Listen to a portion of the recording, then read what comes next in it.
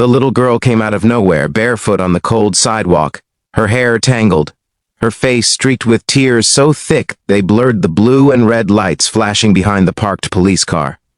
She ran straight toward the officers with the kind of fear that doesn't belong to childhood, clutching her chest as if her heart might break free. Her small voice trembled as she begged them to follow her home, not knowing if they would understand the urgency in her eyes, not knowing if help would arrive in time. Something was terribly wrong, and everyone who witnessed that moment would remember it for the rest of their lives. Before the story unfolds any further, take a moment to pause. If you believe in kindness, second chances, and the quiet heroes who step in when it matters most, please like this video, share it with someone who needs hope, comment your thoughts, and subscribe to the channel. Stories like this remind us that compassion still exists in this world. The officers had been nearing the end of a long night shift in a quiet neighborhood where nothing ever seemed to happen. It was the kind of place where time moved slowly, where street lights hummed softly and stray cats ruled the alleys. When they noticed the child running toward them, instinct took over. One look at her shaking hands and hollow eyes told them this wasn't a prank or childish fear, this was desperation. Without hesitation, they followed her as she turned and ran back the way she came, her small legs moving fast as if driven by something darker than fear, something closer to loss. The girl led them through narrow streets and past boarded-up houses that whispered stories of forgotten lives. With every step, the officers felt a tightening in their chests, sensing that whatever awaited them would not be easy to face. The girl kept glancing back, making sure they were still there, as though the presence of uniformed strangers was the only thing holding her together. Her name was Lily, though they would only learn that later, and she was only 7 years old, carrying a burden far heavier than her years. Her home stood at the end of a cracked driveway, a small, tired house sagging under the weight of neglect. The windows were dark, the porch light broken, and the front door hung slightly open. Even before stepping inside, the officers felt the silence press against their ears. It wasn't peaceful silence, it was the kind that follows, a storm, the kind that signals something has already gone terribly wrong. Inside, the air was thick with cold and sadness. The living room was sparse, with worn furniture and faded photographs lining the walls. Toys lay scattered on the floor, untouched, as if playtime had been abandoned abruptly. Lily ran ahead, her sobs echoing through the hallway as she led them to a small bedroom at the back of the house. There, on a narrow bed covered with a thin blanket, lay her mother. She was pale and still, her face marked by exhaustion and struggle. Empty pill bottles rested on the bedside table, and a half-written note lay crumpled nearby.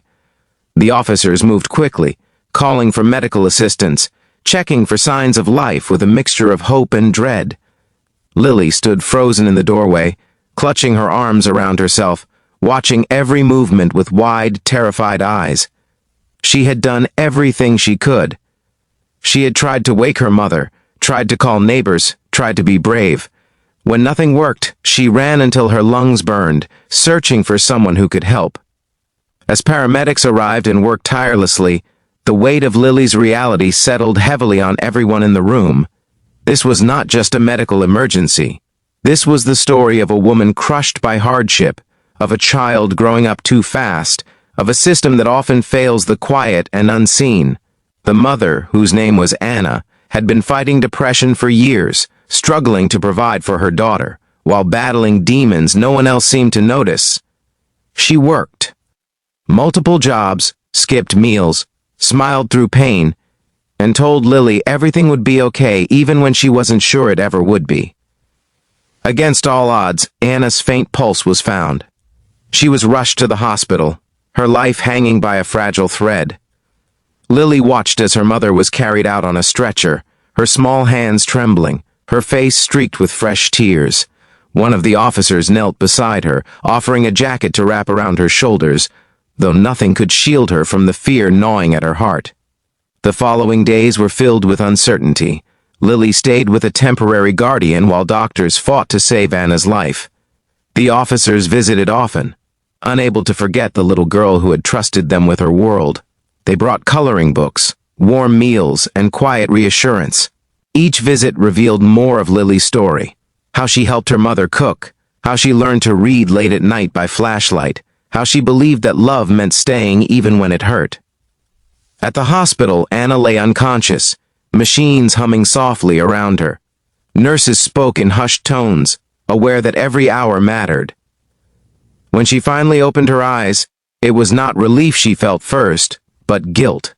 Guilt for nearly leaving her daughter alone in the world, guilt for not asking for help sooner, and overwhelming gratitude that Lily had been brave enough to save her. Recovery was slow and painful, but it was also the beginning of something new. Social workers stepped in, not to judge, but to support. Counseling was arranged. Financial assistance was provided.